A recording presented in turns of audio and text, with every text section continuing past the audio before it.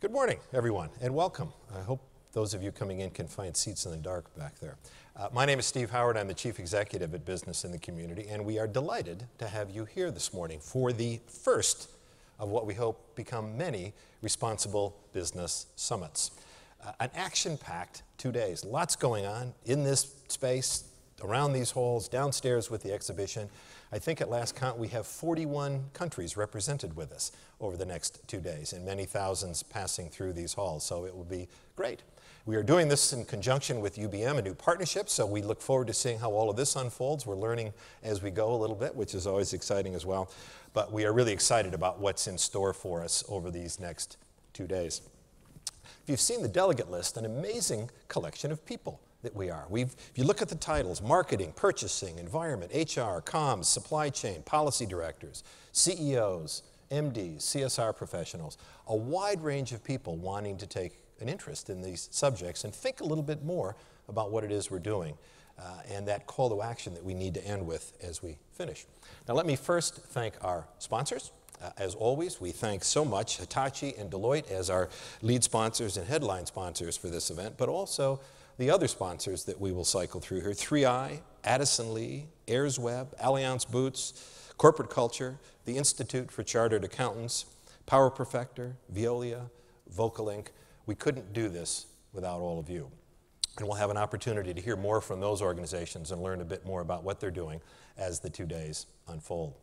The other thing I'd like to do is to welcome our new members. One of the things we're trying to do at all of our big set pieces now is welcome the people that have joined the Business in the Community movement since we were last all together, and we last did this at our annual meeting in December with the Prime Minister and the Prince talking about his big society ideas. The Prime Minister has come back to that in a moment. So if we could welcome the new members into Business in the Community. We're delighted that you've joined us, becoming part of this movement. Many of you are in this room, and we welcome you. So thank you very much. Now, what is it that we're hoping to do and achieve over these next couple of days? Well, part of it is to share this collective vision for the sustainable future. What does that mean? How do we make that real? How do we help skeptical people understand the opportunities as well as the threats that lurk in there? We hope that this becomes a point of inspiration for you and something that you can take back to your organizations to spread that inspiration. Practical ideas, practical case studies about how we do transform business and transform communities, and how through all of that you create value within your own organizations to do it. We've got a number of leading thinkers with us. You will hear from some of those in just a moment. A great lineup of people talking about big issues, important issues, big ideas that I think have relevance to all of us. We've got some important pieces of research that are coming out on this whole idea of visioning for the future and transforming business, on what community footprints look like. How do you use a rigorous and tested methodology of saying what is our impact locally and how do we make the most of that? Some research that has come out in conjunction with Cranfield University on the business case behind all of this. Why bother doing all of that? Also, we are celebrating the European Year of Volunteering Awards in the venue tonight as well, so an awful lot going on. Now, the themes that will run through all of this, of course, is that this stuff is complex. It isn't easy. Simple soundbite solutions won't work. We know that. You've all heard me say this before. The foundation of all of this is this notion that humanity shares a common fate on a crowded planet. We are all in this together, and world events are making that point all the more clear to us as every minute goes by.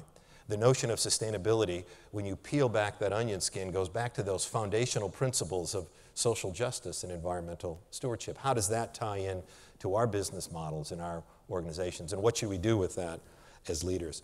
And ultimately, we can talk about that all we want. We know that we've got to approach this whole problem differently, don't we? New forms of collaboration, new ways of cooperating, words that are easy to use, chatting with some of our other speakers this morning. We all talk about collaboration. The reality is it is very, very difficult to do in practice, and we know that.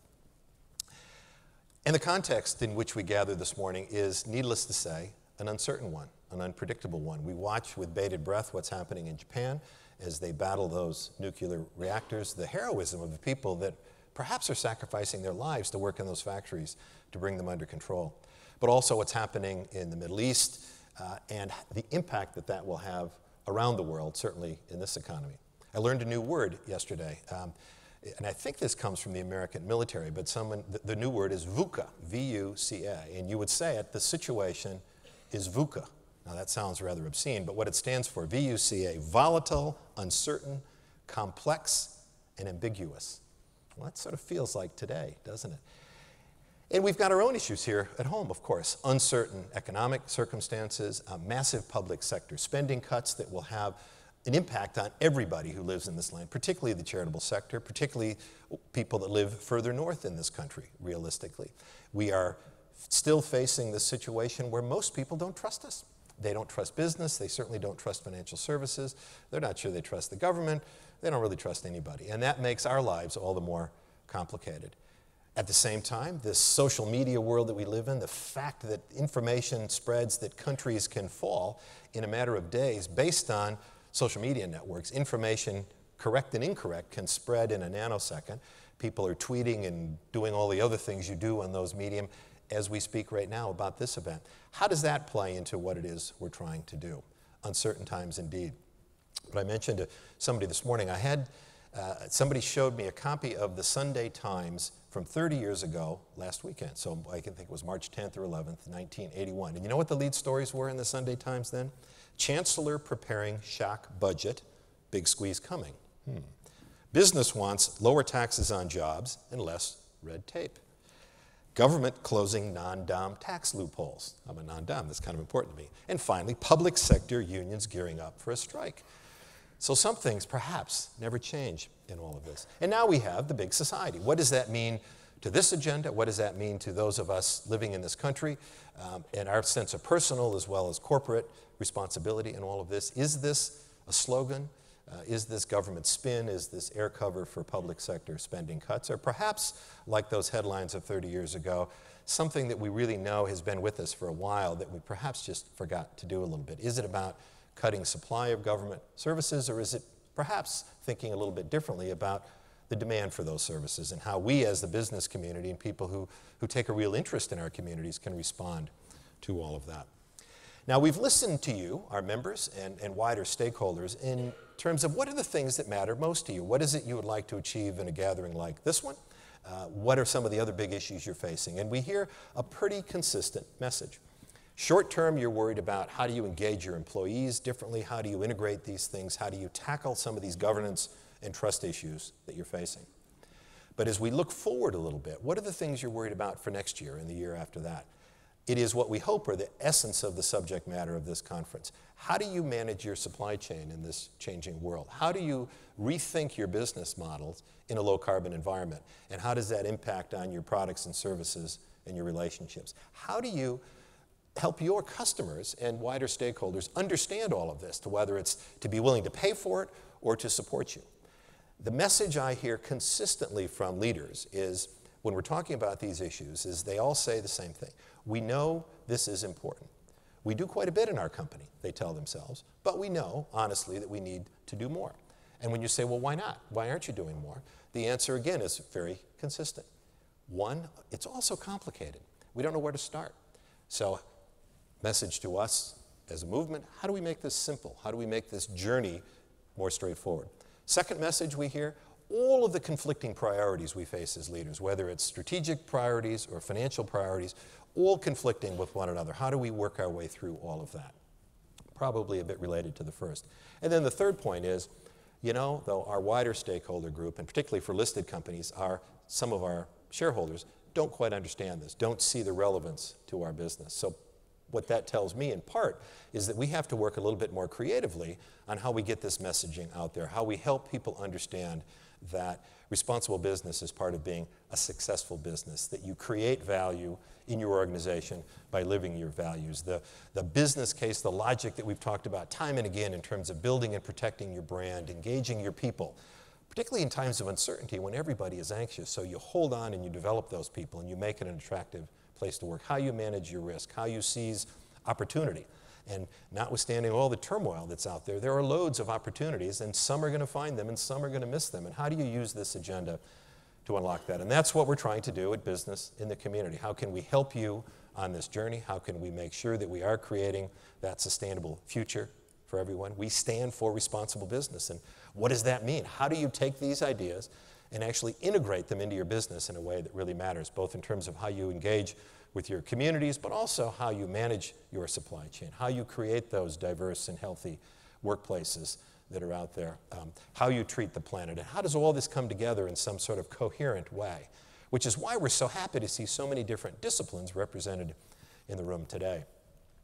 Touched on the big society a little bit, and we're trying to stay away from some of the political jargon, but when we at Business in the Community think about what that means, and we talk to the Prime Minister and others in government about what we might do as a business community, it does come down to some kind of practical ideas. The Prime Minister challenged us with that notion that he would like to see every business commit to do some things in terms of treating the environment a little bit differently and tackling our carbon, creating the skills and the jobs that we know we all need, particularly young people coming out of this country, to rethink a little bit how we engage in communities in a very local way, not the national top-down stuff, but very local. And by the way, who better to do that than us, who have this national and local and international presence when you look around the people that are in this room today? How do we nurture small businesses through our supply chains?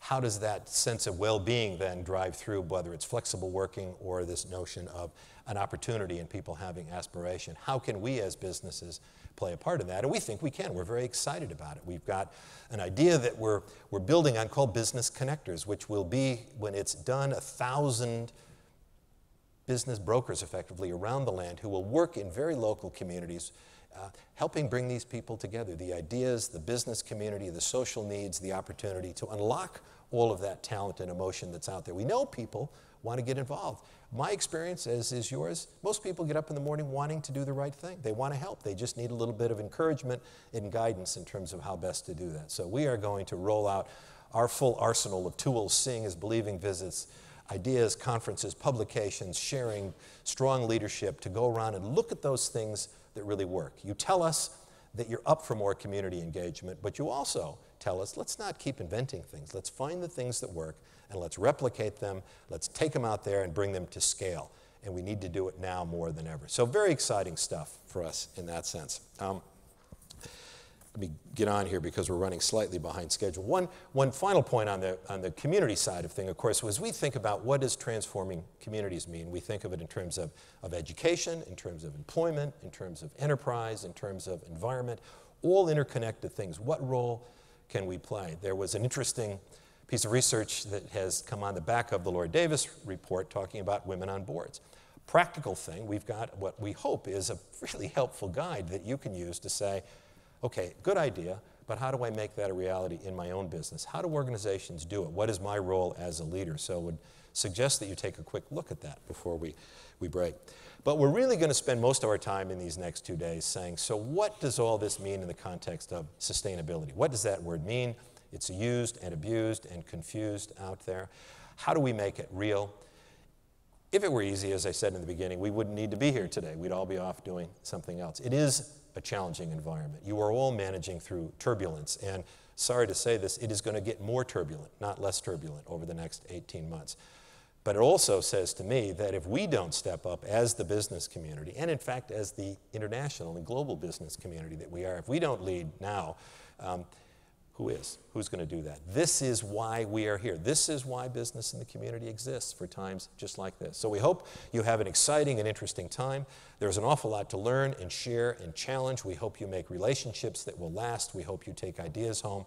We hope that you share those ideas with us so we can spread these notions of good practice. Our job in the end is to help you make the case, to spread those ideas of best practice out there, to support you in the journey that you're on, and to put you in touch with others who are living in what can be sometimes rather lonely places.